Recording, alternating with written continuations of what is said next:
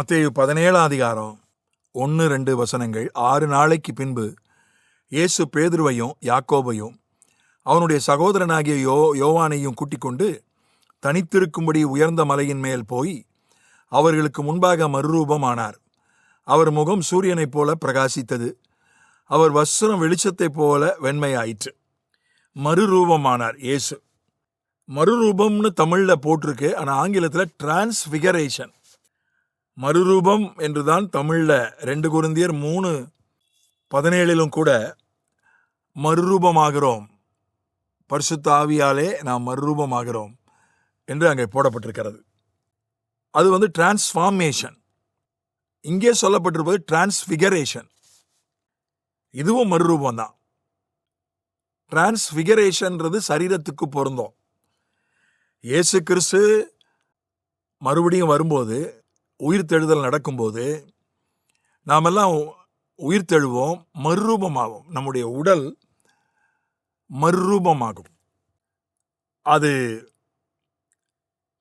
ரோமர் 12:1-2 வசனங்களிலே மனம் புதிதாகிறதுனாலே என்று சொல்லப்பட்டிருக்கிறது. ஒரு புதிய மனதை பெறுவது, அதுவும் ஒரு விதமான மறுரூபம்தான். இயேசு கிறிஸ்துவனுடைய வருகையில் இந்த உடல் பாவமுள்ள மரணமுள்ள இந்த உடல் பாவம் இல்லாத, மரணம் இல்லாத, முதுமை இல்லாத, வியாதி இல்லாத, பாலினம் இல்லாத ஒரு உடலாக மாறுவது, அது ஒரு மறுரூபம். அது டிரான்ஸ்ஃபிகரேஷன். அது உடலிலே உருவத்திலே மாற்றம் உண்டாதல். உருவத்திலே மாற்றம் ஏற்படுவது, உருவம் மாறுவது. டிரான்ஸ்ஃபிகரேஷனுக்கு உருவம் மாறுவது என்று சொல்லலாம். டிரான்ஸ்ஃபார்மேஷன்றது குணமே மாறுவது. ரோமர் 12:2 இருக்கிற உங்கள் மனம் புதிதாகிறதுனாலே மறுரூபமாகுங்கள். அது குணத்திலே மாற்றம். இங்கே சொல்லப்பட்டிருக்கிற மறுரூபம் உருவத்திலே மாற்றம். ரோமர் 12 சொல்லப்பட்டிருக்கிற மறுரூபம் குணத்திலே மாற்றம். இப்போ அந்த மறுரூபத்தை தான் ஒவ்வொரு நாளும் நாம் பெற்றுக்கொள்ள வேண்டும். ரோமர் 12:2 சொல்லப்பட்டிருக்கிற உங்கள் மனம் புதிதாகிறதுனாலே மறுரூபமாகுங்கள். நம்முடைய குணங்கள் ஒவ்வொரு நாளும் அது மாற்றப்பட்டு, நம்முடைய குணத்திலே ஒரு பெரிய மாற்றம் ஒவ்வொரு நாளும் ஏற்பட வேண்டும்.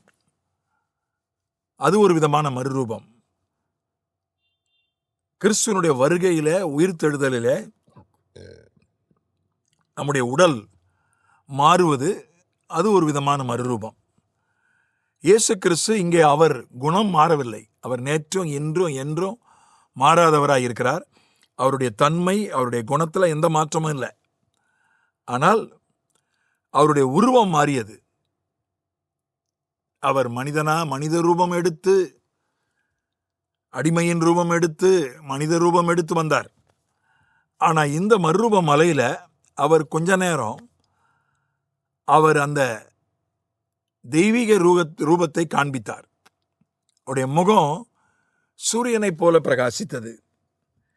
அப்படின்னா என்ன அர்த்தம்? அவருடைய முகத்தை பார்த்துருக்கவே முடியாது. கண்ணு கூசி இருக்கும்.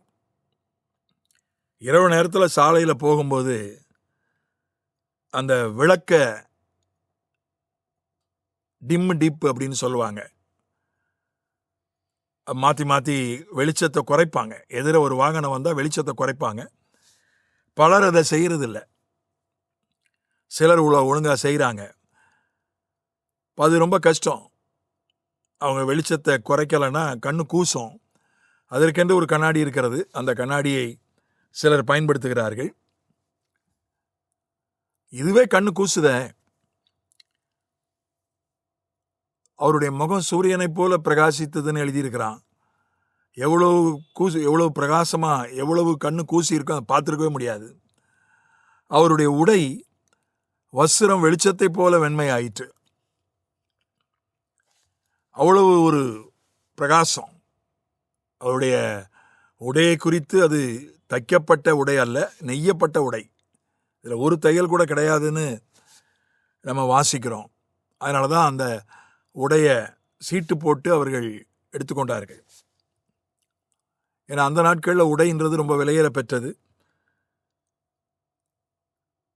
அப்படிப்பட்ட ஒரு உடை அவர் அணிந்திருந்தார். ஆனால் மறுரூபமான போது அவருடைய உடை அது வெளிச்சத்தை போல பிரகாசித்தது, வெண்மையாக இருந்தது.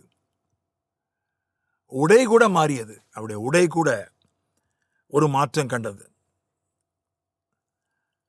அதைத்தான் அவர்கள் பார்த்தார்கள். ஏன்னா ஒளிய வஸ்திரமாக தரித்திருக்கிறார்னு சங்கீதத்தில் படிக்கிறோம். தன்னுடைய தெய்வீக ரூபத்தை அவர் காட்டினார். அதை இந்திய சிந்தனையில, இந்திய ஆன்மீக சிந்தனையில விஸ்வரூபம்னு சொல்லுவாங்க.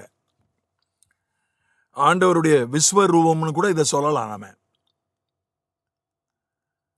அவர் தன்னுடைய உடை வெளிச்சமாக மாறிட்டு முகம் சூரியனைப் போல பிரகாசித்தது.